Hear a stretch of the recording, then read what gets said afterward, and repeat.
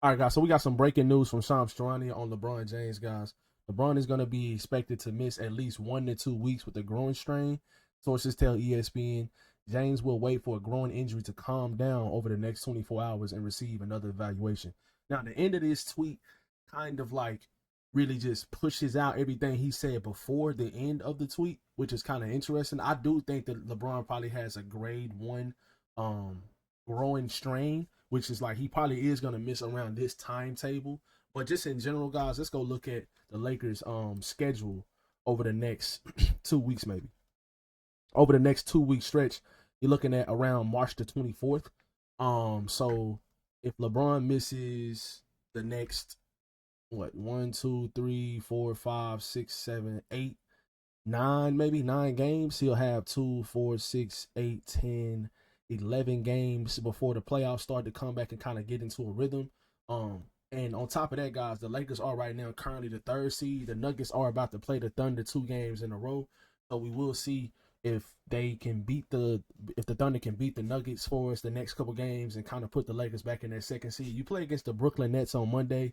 That should be a win. Milwaukee is going to be tough, especially with the way Giannis has been playing the last week or so when he's actually been in the lineup. Obviously playing against Denver. Phoenix has got some talented players as well. San Antonio is kind of on the downfall or whatever, but you're gonna have some tougher games. But in this stretch, guys, we're really gonna have to see the best versions of Luka Doncic, Austin Reeves, and some of the great defenders that we have on this team. You're really gonna have to see the best stretch in those guys while LeBron is out, because if you want to stay afloat and stay at least a top four seed in the West, you're gonna have to win at least half of these games. Um, Brooklyn should be a win. You gotta probably split one of these Milwaukee and Denver games, even though it's a back to back. I would love to beat Denver and probably rest some guys in Milwaukee and beat Denver. You gotta beat Phoenix. You gotta beat San Antonio. If you don't beat Denver in this first matchup on the back to back on the March the 14th, then you have to beat them on the 19th, I think. If not, you're probably gonna lose that second seed, because if you lose both of these games, that means you lose the season series. You've already lost once to this team, so if you lose, um, yeah, if you lose another one of these games, or you lose both of these games, you lose the season series. But if you win one, you at least tie it up. You know what I'm saying? And then it's gonna go out the division winning percentages and all of that stuff. So when you're talking about seeding, which I don't really think with this team that seeding is gonna matter that much. I think it's more about staying healthy, being healthy at the right moments. Um, I've seen enough from this team to know and believe that they can win in the Western Conference on the road, on at home. Even though they do play better at home, they have the third best record in the whole entire NBA when they are playing at home. So they have a great home record. So I kind of do wish that they could start at least off the first round with home court advantage. So staying in that top four seed kind of does matter, but to a certain extent, if they fall below the fourth seed for whatever reason, which I don't think they will, you know, I still believe that this team can win if they're healthy. Now, what do you do moving forward? Do you bring up a guy like Stanley Johnson from your G League team? Do you go out and sign a guy like Marcus Morris to a 10-day contract? Or go out there and get another guy on a 10-day contract that can come in and give you another big body that can defend and maybe spread the floor and shoot the three a little bit? Now, Maxi Kleber is not going to come back until the end of the month. Rui Hachimura is going to be reevaluated in about 5 days, 5 to 6 days. He's going to be reevaluated again. I do think Rui is going to come back next week. So the next week games they slated around the San Antonio and Denver game. The next week that we play against them, I do think Rui is going to be able to come back and play in those games. But you're going to be without LeBron and Rui probably throughout this 4 game stretch: Brooklyn, Milwaukee, Denver, and Phoenix. If you can go 2-2 or 3-1 in this stretch without two of your starters, two of your main scorers, that would be absolutely huge.